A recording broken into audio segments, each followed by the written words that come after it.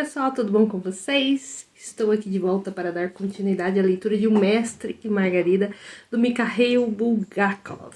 Hoje estou um pouquinho mais arrumada, né? Porque eu tive que sair, então a gente dá aquele tapinha no visu. Mas assim, gente, eu preciso fazer uma correção, tá? Porque no último vídeo que vocês viram aí, né, da leitura, eu disse que a gente iria ler 3 capítulos, né, pra concluir. E na verdade eu me equivoquei, né? Na verdade, seguindo o cronograma que eu já tinha estipulado, eram 2 capítulos por dia, então 29, 30, 31, 32. Então agora eu vou ler 29 e 30 e depois, num outro vídeo, que vai depois desse, o 31 e o 32. Belezinha? Então, feitas as correções, peço aí desculpa pelo esse pequeno equívoco, esse pequeno deslize. Feitas as correções, eu quero pedir pra você já deixar o like, se inscrever no canal se ainda não for inscrito, ativar as notificações, né? Que isso é bem importante para o YouTube te avisar sempre que tiver vídeo novo. E também deixar seu comentário o que você está achando de O Mestre e Margarida. Essa história aqui, gente, ela tem um quê aí de sobrenatural, né? Mas eu tenho certeza que ao final o final vai ser surpreendente. Eu tô com essa expectativa, eu espero não me frustrar, tá? Mas quem já leu, eu não tenho problemas com spoilers, então antes de começar a ler um livro, eu pesquiso bastante sobre ele, eu assisto resenhas, enfim. Então normalmente quando eu pego ler um livro eu já sei mais ou menos qual que é o enredo, enfim, plot twists também. Mas O Mestre e Margarida realmente foi um livro que todos os vídeos que eu assisti falaram muito bem. E ele está está correspondendo às expectativas positivamente. Então, assim, eu tenho certeza que o final vai ser bacana, o final vai ser top. E é isso, gente. Em outras palavras, vai ser satisfatório. Tá? Então, vamos dar continuidade à leitura. Então, como eu falei, hoje nós vamos ler os capítulos 29 e 30. E aí, na sequência, no próximo vídeo, a gente conclui com os capítulos 31 e 32, tá bom? Então, vamos lá, capítulo 29. Vocês lembram, aconteceu muita coisa nesses 2 ou 3 vídeos passados, que, né, a gente teve a introdução da personagem da Margarida, o mestre, e aí todo aquele chabu, né, do Behemoth, né, do gato e do... Como é o nome dele, gente? Eu até já esqueci, tanto que eu repeti o nome dele. Ai, gente. Acontece, né? Acontece porque literatura russa, no caso aqui o autor não é russo, é ucraniano, mas eles têm essa mania de repetir muito o nome, né? Dos personagens. Acabou de falar, daqui a pouco já repete de novo, daqui a pouco já repete de novo, no mesmo parágrafo repete umas 15 vezes. É isso aí, é Koroviev. Então a gente teve as aventuras do Koroviev e do Behemoth, né, o gato Behemoth. Então eles aprontaram todas, né, lá em Moscou, botaram fogo em um monte de lugar, enfim, fizeram um escarcéu, né? E agora a gente vai então dar continuidade à leitura com o capítulo 29. Vamos lá. É decidido o destino do Mestre e Margarida. Esse é o nome do capítulo. Vamos lá. No pôr do sol, acima da cidade, no terraço de pedra de um dos mais belos edifícios de Moscou, edifício construído cerca de 150 anos atrás, estavam 2 pessoas, Voland e Azazel. Não podiam ser vistos debaixo da rua, já que estavam escondidos de olhares desnecessários por uma balaustrada com vasos de gesso e flores de gesso. Podiam, porém, ver a cidade até quase seus confins. Voland estava sentado em uma banqueta dobrável, vestindo seu roupão preto. Sua espada comprida e larga estava cravada verticalmente entre 2 lajes rachadas do terraço, formando assim um relógio de sol. A sombra de espada prolongava-se de modo lento e constante, arrastando-se até os sapatos pretos de Satã. Com o queixo pontiagudo apoiado no punho, encolhendo-se na banqueta e uma perna recolhida debaixo de si, Voland observava sem parar o incomensurável ajuntamento de palácios, edifícios pequenos e gigantes e casebres condenados à destruição. Azazello, que deixara seu traje contemporâneo, ou seja, paletó, chapéu, coco e sapatos de verniz, vestia-se, como Voland, de negro.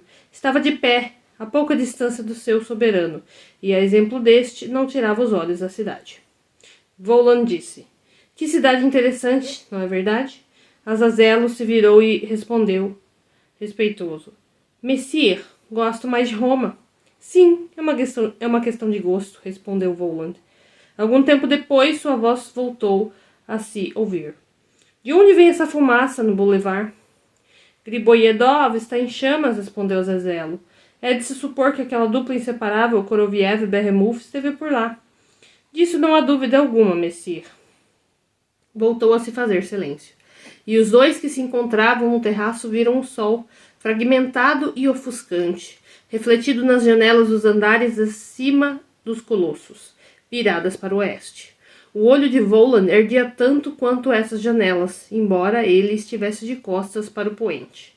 Daí, porém, algo obrigou Voland a desviar os olhos da cidade e a prestar atenção na torre redonda que estava atrás dele, no telhado.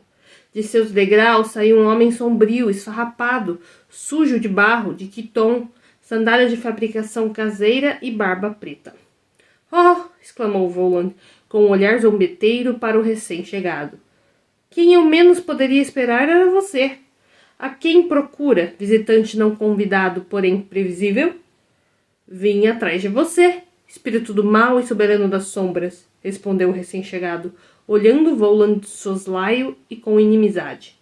"Se veio atrás de mim, então por que não me cumprimenta, ex-coletor de impostos?" disse Voland, severo. "Porque eu não quero cumprimentá-lo", respondeu o recém-chegado, impertinente. "Porém, deve se conformar com isso", retrucou Voland, entortando a boca com um sorriso. "Nem bem chegou ao telhado e já sai espalhando absurdos. E vou lhe dizer onde eles estão", no seu tom de voz. "Você proferiu suas palavras estúpidas como se não admitisse as sombras, assim como o mal. Tenha a bondade de pensar na seguinte questão: o que seria do seu bem se o mal não existisse? E como veríamos a terra se as sombras desaparecessem? Afinal, as sombras resultam dos objetos e das pessoas. Veja a sombra da minha espada. Porém, as sombras de árvores e criaturas vivas.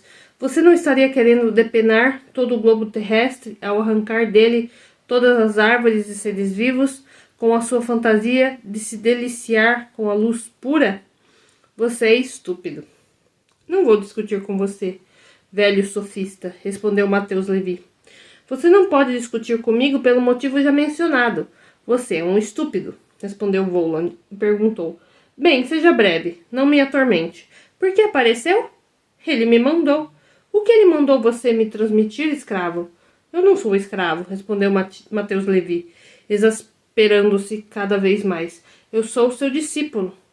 "Falamos línguas diferentes, como sempre", retrucou Voland, "mas isso não altera as coisas que falamos." "Então, ele leu a obra do mestre", disse Mateus Levi, "e lhe pede para levar o autor consigo e recompensá-lo com descanso. Por acaso é difícil para você fazer isso, espírito do mal?" "Não é difícil para mim", respondeu Voland, "e você sabe muito bem disso." Calou-se e acrescentou: "E por que não o levam com vocês para a luz?" "Ele não fez por merecer a luz, fez por merecer o descanso", afirmou Levi com voz triste. "Transmita que será feito", respondeu Voland, e com o olho em chamas acrescentou: e me deixe sem demora." "Ele pede que você também leve aquela que o amou e sofreu por ele." Levi dirigiu-se a Voland pela primeira vez em tom de súplica. "Sem você, jamais teríamos cogitado isso. Saia!" Depois disso, Mateus Levi sumiu, e Voland chamou Azazello e ordenou: "Voe até eles e organize tudo." Azazello deixou o terraço e Voland ficou sozinho. Sua solidão, porém, não foi longa.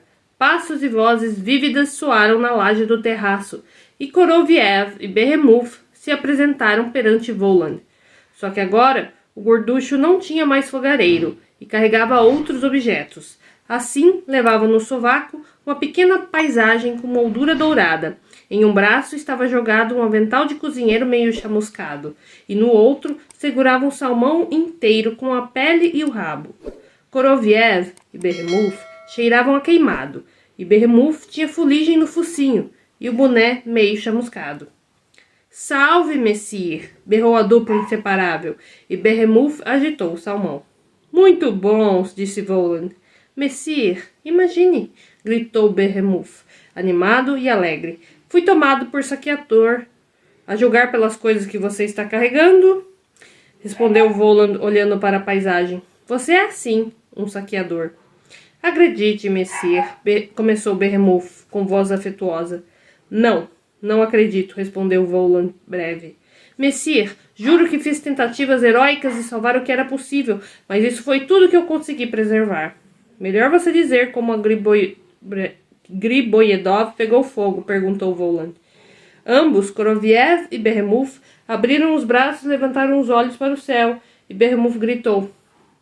Não compreendo. Estávamos sentados, em paz, totalmente tranquilos, comendo. E de repente, pá, segundo Koroviev, tiros. Enlouquecidos de medo, eu e Behemoth nos pusemos a correr pelo boulevard com os perseguidores atrás de nós e nos precipitamos pela Timiriazev. Porém, o senso de dever interveio. Behemoth superou nosso medo vergonhoso e nós voltamos. Ah, vocês voltaram, disse Voland. Bem, claro que daí o prédio já tinha se reduzido a cinzas. A cinzas? Confirmou Koroviev amargurado. Literalmente, Messire, a cinzas, como se permitiu exprimir com um acerto, um tição só. Precipitei-me para a sala de reuniões, contou Behemoth. Aquela com as colunas, Messire, contando salvar qualquer coisa de valioso. Ah, Messire, minha mulher, se eu tivesse uma por 20 vezes, quase ficou viúva. Mas, felizmente, Messire, não sou casado e digo-lhe com franqueza que sou feliz por não ser casado. Ah, Messire, quem poderia trocar a liberdade de solteiro pelo penoso jugo? As asneiras começaram de novo, observou Voland. Escuto e prossigo, respondeu o gato. Sim, senhor. Quanto à paisagem? Não foi possível tirar nada demais da sala. A chama me golpeava o rosto. Corri para até a despensa e salvei o salmão. Corri até a cozinha e salvei o avental. Considero, Messire, que fiz tudo o que pude, e não sei como explicar a expressão de ceticismo em seu rosto. E o que o Koroviev fazia enquanto você saqueava? Perguntou Voland. Ajudava os bombeiros, Messire, respondeu Koroviev, apontando para as calças rasgadas. Ah, se foi assim, então será necessário construir um novo edifício. Será construído, Messire, retrucou Koroviev. Ouso lhe assegurar.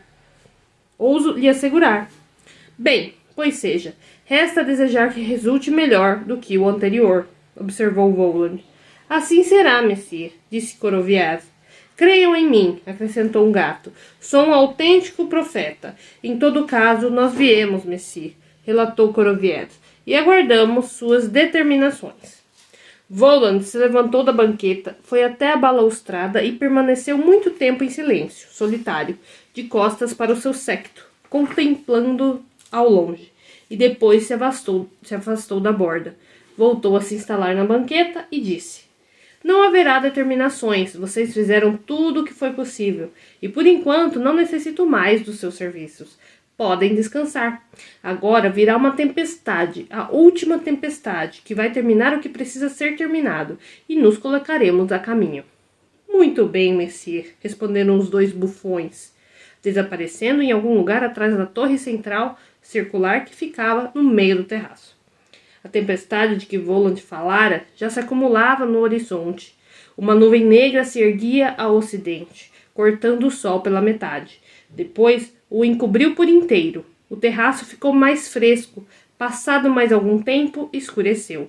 Essa escuridão, vinda do ocidente, cobriu a imensa cidade. Desapareceram pontes, palácios, tudo sumiu, como se jamais tivesse existido. Um fio de fogo percorreu todo o céu, depois a cidade foi sacudida por um golpe. Ele se repetiu e a tempestade começou. Voland deixou de ser visível na escuridão. E aqui a gente termina o capítulo 29. E agora a gente vai para o capítulo 30, que se chama É Hora, É Hora. Sabe, disse Margarida, Assim que você adormeceu, ontem à noite, li a respeito da escuridão vinda do mar Mediterrâneo. E aqueles ídolos, os ídolos de ouro. Por algum motivo, eles não me dão sossego, em nenhum momento. Tenho a impressão de que vai chover. Está sentindo como refrescou? Tudo isso é bom e agradável, respondeu o mestre, fumando e dispersando a fumaça com a mão. E esses ídolos, que Deus os tenha, mas o que ainda faz suceder não dá para compreender de jeito nenhum. Essa conversa aconteceu enquanto Mateus Levi surgia no terraço de Volan. A janelinha do porão estava aberta, e se alguém desse uma espiada por ela, ficaria espantado com a estranheza do aspecto dos interlocutores. Uma capa preta cobria o corpo nu de Margarida, e o mestre envergava a sua roupa de hospital. Isso decorria do fato de que Margarida não tinha absolutamente nada para vestir, já que todas as suas coisas haviam ficado na mansão, e embora essa mansão ficasse bem perto, claro que não dava nem para falar em ir até lá e pegar as coisas. E o mestre, cujos trajes estavam todos no armário, como se ele jamais tivesse saído dali, simplesmente não tinha vontade de se vestir, desenvolvendo diante de Margarida a ideia de que logo começaria algum absurdo completo. Verdade que estava barbeado pela primeira vez desde aquela noite de outono. Na clínica, cortavam-lhe a barba à máquina. O quarto também assumira um aspecto estranho, e era muito difícil entender qualquer coisa naquele caos. Manuscritos jaziam no tapete e também no sofá. Um livrinho estava largado de costas sobre a poltrona. Na mesa redonda, o almoço fora servido, e em meio aos pratos havia algumas garrafas, de onde provinham todas aquelas iguarias e bebidas. O mestre e Margarida desconheciam. Ao acordar, já encontraram tudo aquilo em cima da mesa. Tendo dormido até o pôr do sol do sábado, o mestre e sua amiga sentiam-se completamente fortalecidos. E só uma coisa dava a conhecer os incidentes da véspera. A têmpora esquerda de ambos doía um pouco. No aspecto psíquico, produziram-se grandes mudanças em ambos, como verificaria qualquer um que pudesse ouvir a conversa no apartamento do porão. Só que decididamente não havia ninguém para ouvir. O bom daquele pátiozinho é que estava sempre deserto, e a cada dia as tilhas, os sagueiros brancos do lado de fora da janela, cada vez mais verdes, exalavam um aroma primaveril que a brisa nascente levava para o porão. Ui, que diabo! Exclamou o mestre de forma inesperada. Só de pensar nisso, apagou a bituca do cinzeiro e apertou a cabeça com as mãos. Não escute, você é uma pessoa inteligente e nunca esteve louca. Você tem plena certeza de que ontem estivemos com Satanás? Tenho plena certeza, respondeu Margarida. Claro, disse o mestre irônico. Agora talvez seja evidente de que, em vez de um louco, sejamos dois. Marido e mulher. Levantou as mãos para o céu e se pôs a acreditar. Não, o diabo é que sabe o que é isso. O diabo. Em vez de responder, Margarida desabou no sofá, às gargalhadas, balançando os pés nus para depois gritar. Eu não aguento. Olha só o seu aspecto. Parando de rir enquanto o mestre, envergonhado, puxava as ceroulas do hospital, Margarida ficou séria. Sem querer, você falou a verdade, disse. O diabo é que sabe o que é isso, o diabo. Creia-me, vai arranjar tudo. Seus olhos de repente se inflamaram, e ela deu um pulo, pôs-se a dançar parada no lugar e a gritar. Como eu sou feliz por ter feito um pacto com ele. O demônio. Meu querido, você vai ter que viver como uma bruxa. Depois disso, precipitou-se para o mestre. Agarrou seu pescoço e começou a beijar-lhe os lábios, o nariz e as faces. Tufos de cabelos negros despenteados saltavam sobre o mestre, e suas faces e testas ardiam com os beijos. Você está parecendo mesmo uma bruxa. Não nego, respondeu Margarida. Sou bruxa e estou muito satisfeita. Pois bem, disse o mestre, se é bruxa. Muito glorioso e suntuoso. Quer dizer que me raptaram da clínica. Também é muito gentil. Voltamos para cá. Admitamos isso também. Vamos supor mais, que não virão nos prender. Mas me diga, por tudo que é sagrado, como e de que vamos viver? Acredite que, quando digo isso, preocupo-me com você. Naquele momento apareceram na janelinha sapatos de biqueira quadrada e a parte inferior de umas calças listradas. Daí as calças se dobraram no joelho e a luz do dia foi tapada por um traseiro rijo. Aloíse, você já está em casa? Perguntou uma voz acima das calças atrás da janela. Pronto, começou, disse o mestre. Aloíse? Perguntou Margarida, aproximando-se da janela. Ele foi preso ontem. Quem é? Qual é o seu nome? Nessa hora desapareceram joelhos e traseiros e deu para ouvir a batida da cancela. Depois de que tudo voltou ao normal. Margarida caiu no sofá e gargalhou até lágrimas lhe saírem dos olhos. Porém, ao se acalmar, seu rosto se modificou, do modo mais abrupto. Ela passou a falar com seriedade e, enquanto falava, deslizou no sofá, arrastou-se até os joelhos do mestre e, fitando-o nos olhos, passou a lhe acariciar a cabeça. Como você sofreu, meu coitado. Disso só eu sei. Veja, tem fios grisalhos na cabeça e uma ruga eterna junto à boca. Meu único, meu querido, não pense em nada. Você teve que pensar muito. Agora é que eu vou pensar por você. E eu lhe garanto que tudo vai ser deslumbrante de bom. Não tenho medo de nada, Margot. O mestre respondeu de repente, levantando a cabeça e mostrando-se a ela como na época em que escrevia, o que não tinha visto, mas sabia com certeza que havia ocorrido. Não tenho medo porque já passei por tudo. Já me assustaram muito. Não tem como me assustar ainda mais. Só que tenho pena de você, Margot. Esse é o meu foco. Por isso é que eu bato sempre na mesma tecla. Pense bem.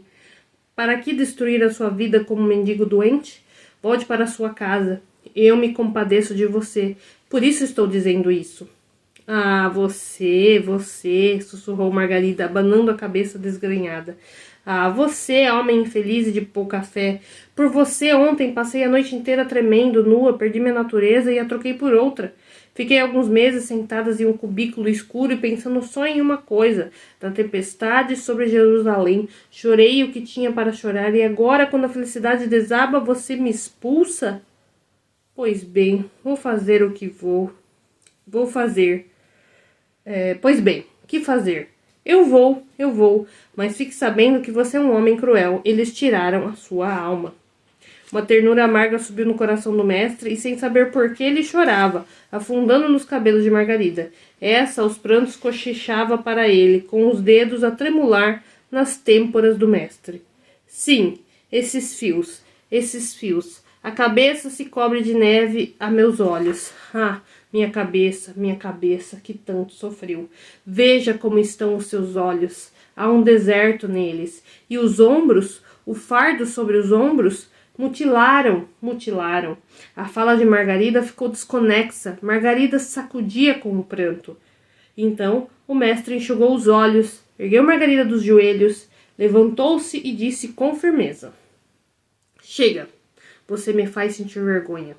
Nunca mais vou admitir a falta de coragem e não faltarei a essa questão, fique tranquila. Sei que somos ambos vítimas de uma doença espiritual que talvez eu tenha transmitido a você. Pois seja, vamos suportá-la juntos. Margarida aproximou os lábios do ouvido do mestre e cochichou. Juro pela minha vida, juro pelo filho do astrólogo, profetizado por você, que tudo vai ficar bem. Certo, está bem, replicou o mestre e, rindo-se, acrescentou. Claro que, quando as pessoas são roubadas de tudo, como nós, buscam salvação nas forças do além. Pois seja, concordo em buscar lá. Pois bem, agora você é o mesmo de antes. Está rindo, respondeu Margarida. Que o diabo carregue com as suas palavras sábias. Do além ou daqui, não dá na mesma? Eu quero comer. E puxou o mestre pelo braço até a mesa. Eu não estou seguro de que essa comida não vai desaparecer terra abaixo ou vai sair voando pela janela, ele disse absolutamente tranquilo. Nesse momento, soou da janelinha uma voz anasalada. Que a paz esteja convosco. O mestre estremeceu, mas Margarida, já acostumada ao extraordinário, gritou. Mas é Azazelo? Ah, como isso é agradável, como isso é bom! E sussurrando para o mestre, pois veja, não nos abandonaram. Precipitou-se para abrir. Pelo menos se agasalhe, o mestre gritou para ela. Não estou nem aí, respondeu Margarida do corredorzinho. E eis que Azazelo já se inclinava, cumprimentava o mestre, cintilava para ele seu olho torto e Margarida exclamava. Ah, como eu estou feliz! Nunca fui tão feliz na vida! Mas me perdoe, Azazelo, por estar nua. Azazello pediu-lhe que não se perturbasse, assegurou-lhe que já vira não apenas mulheres nuas, mas também mulheres cuja pele fora arrancada por completo, e sentou-se de bom grado à mesa, após depositar em um canto, junto à estufa, um pacote de brocado escuro. Margarida serviu conhaque a Azazello, que bebeu de bom grado. O mestre, sem tirar os olhos dele, beliscava esporadicamente por debaixo da mesa a mão esquerda. Só que os beliscões não ajudavam em nada. Azazello não se dissolvia no ar, e para falar a verdade, não havia nenhuma necessidade disso.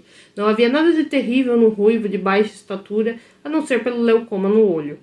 Mas isso acontece sem nenhum sortilégio, e pelo traje não muito habitual, uma espécie de roupão ou capa.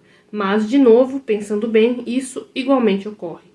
Também tomava conhaque com destreza, como todas as pessoas de bem, de um gole só e sem petiscar. Esse mesmo conhaque fazia a cabeça do mestre zunir, e ele se pôs a pensar. Não, Margarida está certa. Claro que na minha frente está sentado um enviado do demônio, pois eu mesmo, ainda anteontem à noite, demonstrei a Ivan que de quem ele havia encontrado no patriarca era exatamente Satanás, e agora, por algum motivo, essa ideia me assustou, e comecei a tagarelar a respeito de hipnotizadores e alucinações. Que diabo de hipnotizadores? Passou a escrutar Azazello e se certificou de que os olhos entrevia-se algum constrangimento, alguma ideia de que até então não expusera. Não está simplesmente de visita. Apareceu com algum encargo, pensou o mestre. Seu espírito observador não o enganara. Depois de tomar o terceiro cálice de conhaque, que não lhe produziu nenhum efeito, o visitante falou assim. Que porãozinho mais aconchegante, o diabo que me carregue. Só me provoca uma dúvida. O que vocês farão nele, nesse porãozinho? Eu estava falando exatamente disso, respondeu o mestre, rindo. Por que me atormentas, Azazello? Perguntou Margarida. Alguma coisa nós faremos. O que é isso? O que é isso? Gritou Azazello. Não tinha intenção de atormentá-la. E eu mesmo digo, alguma coisa. Sim, por pouco não me esqueci. Messi lhes envia suas saudações e também mandou dizer que os convida para um pequeno passeio, desde que, é claro, vocês assim o queiram. Então, o que dizem a respeito? Margarida cutucou a perna do mestre por debaixo da mesa. Com grande satisfação, respondeu o mestre, estudando Azazello, que prosseguiu. Esperamos que Margarida Nicolaevna não recuse. Com certeza não recusarei, disse Margarida, e sua perna voltou a ir até a do mestre. Que coisa maravilhosa, exclamou Azazello. É assim que eu gosto. 1, 2 e pronto. Não como daquela vez no Jardim Alexandrovski. Ah, nem me lembre, Azazello. Eu era estúpida naquela época. Mas a propósito, você não deve me culpar severamente por isso, não, pois não é todo dia que encontramos forças malignas. Digo mais, corroborou Azazello, se fosse todo dia seria agradável. Eu gosto de velocidade, disse Margarida, agitada. Gosto de velocidade e de nudez, como uma Mauser. Pá! Ah, como ele atira, gritou Margarida, dirigindo-se para o mestre. Um 7 debaixo do travesseiro e em qualquer ponto. Margarida começava a ficar bêbada, o que fazia seus olhos se inflamarem. Já ia me esquecendo de novo, berrou Azazello, batendo na testa. Estou completamente fatigado. É que Messi lhes mandou um presente. Daí se dirigiu expressamente ao mestre. Uma garrafa de vinho. Peço observar que é o mesmo vinho que tomava o procurador da Judeia, vinho Falerno. É absolutamente natural que tamanha raridade despertasse maior atenção de Margarida e do mestre. Azazello extraiu do pacote de brocado escuro um cântaro completamente embolorado. Cheiraram o vinho, verteram-no nos copos e observaram contra a luz da janela, que desaparecia perante a tempestade. Viram que tudo adquirira cor de sangue. A saúde de Voland, exclamou Margarida, erguendo o copo. Todos os três se aproximaram dos copos e sorveram um grande trago. A luz pré-tempestade imediatamente começou a se embaçar nos olhos de mestre. A respiração lhe faltou. Ele sentiu que o fim se aproximava. Ainda pôde ver Margarida ficando mortalmente pálida e estendendo-lhe os braços, impotente, deixando cair a cabeça na mesa e em seguida tombando no chão. Envenenador! Ainda conseguiu gritar o mestre. Quis pegar a faca da mesa para golpear Azazello, porém sua mão escorregou, impotente pela toalha. Tudo que rodeava o mestre no porão adquiriu a cor preta. para que depois desaparecer por completo. Caiu de costas e na queda abriu a pele de têmpora na quina da tábua do escritório. Quando os envenenados sossegaram, Azazello se pôs a agir. A primeira coisa que fez foi se lançar à janela, e em alguns instantes depois estava na mansão na qual Margarida morava. Sempre preciso e cuidadoso, Azazello desejava verificar se tudo for executado da forma adequada, e tudo se mostrou em plena ordem.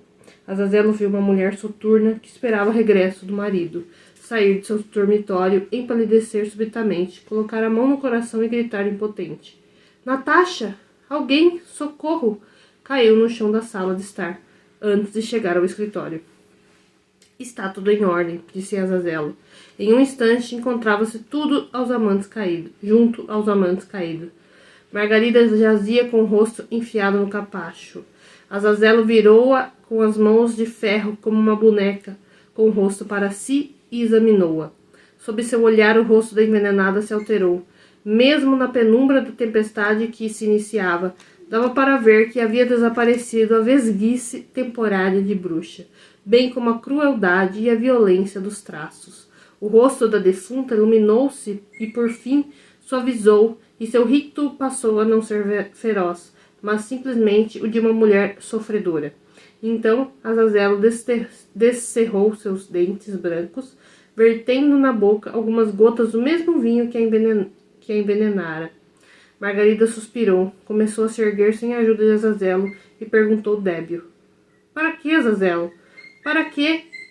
O que o senhor fez comigo? Viu o mestre deitado, sobressaltou-se e sussurrou. Isso eu não esperava. Assassino.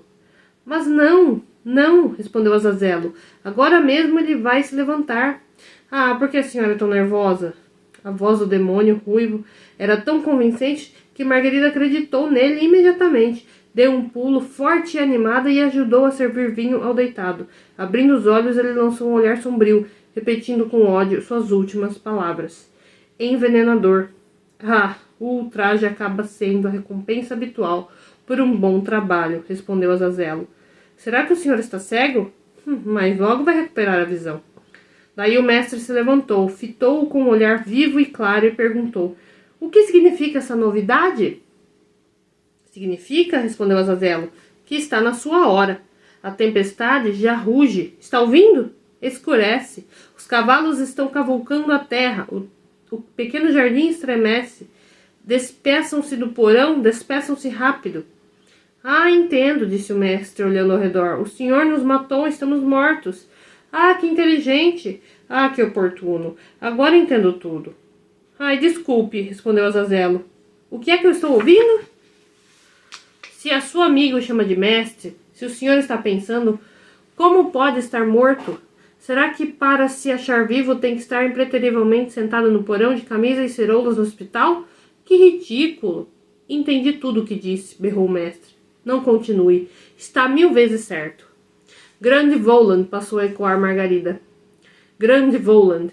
Ele imaginou muito melhor do que eu. Mas apenas o romance, gritava para o mestre. Leve o romance consigo para onde você voar. Não precisa, respondeu o mestre. Eu lembro de cor.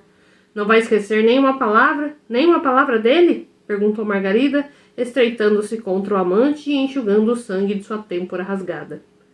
Não se preocupe. Agora não me esquecerei de nada, nunca. Ele respondeu. Então, fogo, bradou Azazello, o fogo com que tudo começou e pelo qual tudo acabará. Fogo! Gritou Margarida, terrível. A janelinha do porão bateu, o vento puxou a corrediça de lado. No céu, um trovão soou breve e alegre. Azazello enfiou a mão com as unhas na estufa, retirou um tição fumegante e botou fogo na toalha de mesa. Depois em uma pilha de jornais velhos no sofá. Depois no manuscrito e na cortina da janela. O mestre, já embriagado pela futura corrida, derrubou em cima da mesa um livro da prateleira. Resolveu suas páginas pela toalha em chamas e o livro ardeu em uma chama alegre. Queime, vida passada! Queime, sofrimento! Gritava Margarida. O aposento já balouçava em colunas púrpuras e, junto com a fumaça, os 3 saíram correndo pela porta. Subiram pela escadinha de pedra e foram dar no pátiozinho. A primeira coisa que viram por lá foi a cozinheira do construtor sentada no chão. A seu lado estavam jogadas batatas esparramadas e algumas réstias de cebola. O estado da cozinheira era compreensível. 3 cavalos negros bufavam no galpão, estremecendo e revolvendo a terra aos borbotões. Margarida foi a primeira a montar, depois dela Azazello e por último o mestre. A cozinheira, gemendo, queria levantar a mão para fazer o sinal da cruz, porém Azazello deu um grito ameaçador de cima da sela. Eu corto a sua mão, assoviou, e os cavalos, quebrando os galhos das tilhas, levantaram voo e entraram em uma nuvem preta baixa. A janelinha do porão imediatamente passou a exalar fumo. De baixo ouvia-se o grito débil e penoso da cozinheira. Fogo! Os cavalos já sobrevoavam os telhados de Moscou. Quero me despedir da cidade, o mestre berrou para Azazello, que cavalcava à frente. Um trovão devorou o final da frase. Azazello assentiu com a cabeça e soltou seu cavalo a galope. Uma nuvem se precipitava na direção dos voadores, mas ainda sem lançar chuva. Voaram sobre o boulevard, viram figurinhas de gente a correr para se abrigar da chuva. Caíram as primeiras gotas, sobrevoavam a fumaça. Tudo que restava da Griboyedov, sobrevoavam a cidade, já que submergira na escuridão. Acima deles cintilavam relâmpagos. Daí os telhados foram substituídos pelo verde. Só então desabou a chuva, transformando os voadores em 3 enormes bolhas na água. Margarida já conhecia a sensação de voar, só que o mestre não, e ele se admirou com a rapidez com que se viram em seu destino. Onde estava aquele de quem desejava se despedir, pois não havia mais ninguém para se despedir.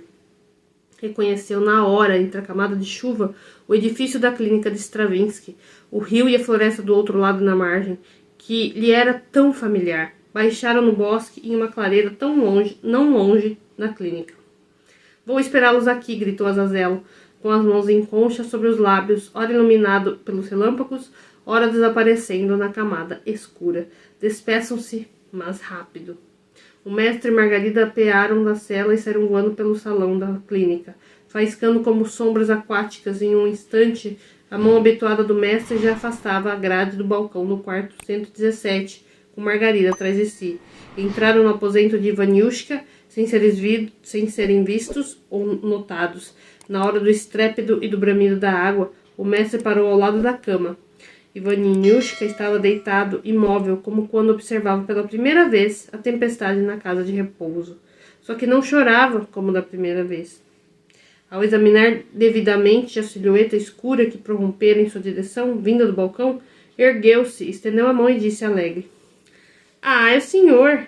Eu o estava esperando. Eu esperava pelo senhor. Enfim, está aqui, meu vizinho. Estou aqui, o mestre respondeu. Estou aqui. Porém, infelizmente, não posso mais ser seu vizinho. Partirei voando para sempre. Eu só vim aqui para me despedir. Eu sabia, eu adivinhei, respondeu Ivan baixo e perguntou: O senhor o encontrou? Sim, respondeu o mestre. Vim me despedir porque o senhor foi a única pessoa com quem eu falei nos últimos tempos. Ivaniushka se iluminou e disse: Que bom que o senhor voou para cá, pois manterei a minha palavra, não escreverei mais versos. Agora eu tenho outros interesses. Ivaniushka sorriu e lançou um olhar insano para algum lugar ao lado do mestre. Quero escrever outra coisa. Sabe, enquanto fiquei aqui deitado, aqui entendi muita coisa. O mestre ficou agitado com essas palavras e disse, sentando-se na beira do leito de Ivaniushka: Mas isso é bom, é bom. Escreva sobre ele, a continuação. Os olhos de Ivaniushka se inflamaram. Mas por acaso o senhor mesmo não vai fazê-lo? Daí deixou cair a cabeça e acrescentou pensativo: Ah, sim, mas que pergunta. Ivaniushka lançou um olhar torto e assustado para o chão. Sim, disse o mestre, e a sua voz pareceu a Ivaniushka desconhecida e surda. Não vou mais escrever sobre ele. Terei outras ocupações. O fragor da tempestade foi cortado por um silvo longínquo. Está escutando? Perguntou o mestre. O fragor da tempestade? Não. Estão me chamando, está na minha hora, esclareceu o mestre, levantando-se do leito. Espere! Ainda uma palavra, indagou Ivan. O senhor a encontrou? Ela lhe permaneceu fiel? É ela, respondeu o mestre, apontando para a parede. A figura escura de Margarida destacou-se da parede branca e foi até o leito. Observava o jovem deitado e em seus olhos se via aflição. Pobre, pobre, sussurrava Margarida, sem fazer ruído e inclinando-se para o leito. Como é linda, disse Ivan, sem inveja, mas com tristeza e uma ternura tranquila. Veja só como tudo deu certo para vocês. Comigo não é assim. Daí refletiu e acrescentou, pensativo. Ah, aliás, talvez seja assim. Sim, sim, cochichou Margarida, reclinando-se por completo até o que jazia deitado. Vou lhe dar um beijo na testa e tudo vai ser como precisa. Pode acreditar em mim. Eu já vivi de tudo. Eu sei de tudo. O jovem deitado abraçou o pescoço dela, que o beijou. Adeus, discípulo, disse o mestre, de forma quase inaudível, e começou a se dissolver no ar, e desapareceu. E Margarida desapareceu com ele. A grade do balcão se fechou. Ivaniushka ficou agitado, sentou-se no leito, olhou inquieto ao redor. Chegou a gemer enquanto falava sozinho, e levantou-se. A tempestade se escapelava com força cada vez maior, e pelo visto inquietava sua alma. Perturbava-o também a sua audição, já habituado ao silêncio permanente. Captasse passos inquietos, vozes surdas atrás da porta. Chamou, já nervoso e trêmulo. Praskovia Feodorovna. Praskovia Feodorovna já entraram no quarto, fitando Ivaniushka de modo interrogativo e angustiado. O quê? O que foi? Perguntou. A tempestade está incomodando? Bem, não é nada, não é nada. Vamos socorrê-lo agora. Vou chamar o doutor. Não, Praskovia Feodorovna, não precisa chamar o doutor, disse Ivaniushka, olhando intranquilo, não para Praskovia Feodorovna, mas para a parede. Não tenho nada demais. Já estou me ajeitando agora. Não tenha medo. Mas é melhor a senhora me dizer, indagou Ivan afetuoso, o que acabou de acontecer aqui do lado, no quarto 118? No 118? Voltou a indagar Praskovia Feodorovna, e seus olhos se reviraram. Não aconteceu nada. O tom de voz, porém, era falso.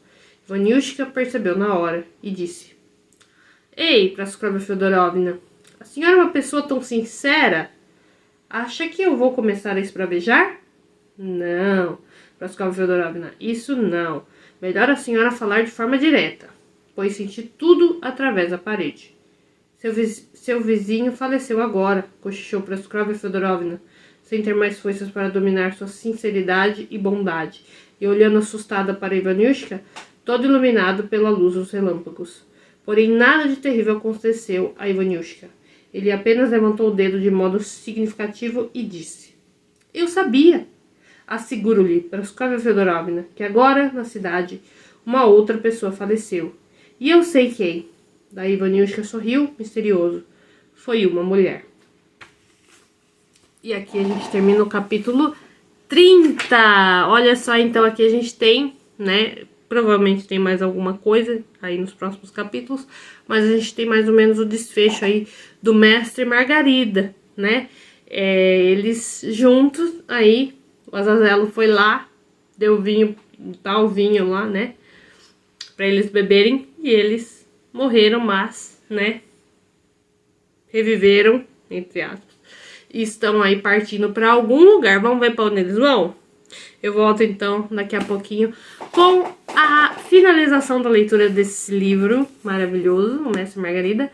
Faltam 2 capítulos só, gente, pra gente terminar, 31 e 32, então não deixa de conferir, daqui a pouco eu tô de volta. Muito obrigada pra você que me acompanha. Desculpe por possíveis barulhos aí que rolaram, né? Muito cachorro aqui na minha casa, pra quem me conhece sabe. E não tem como controlar isso aí, né? Então, peço desculpa por esses ruídos que podem atrapalhar aí a leitura. E às vezes me desconcentra também. Mas é isso, gente. Muito obrigada. E eu volto então daqui a pouco pra gente finalizar essa leitura maravilhosa de O Mestre e Margarida. Tá bom? Beijo. Tchauzinho.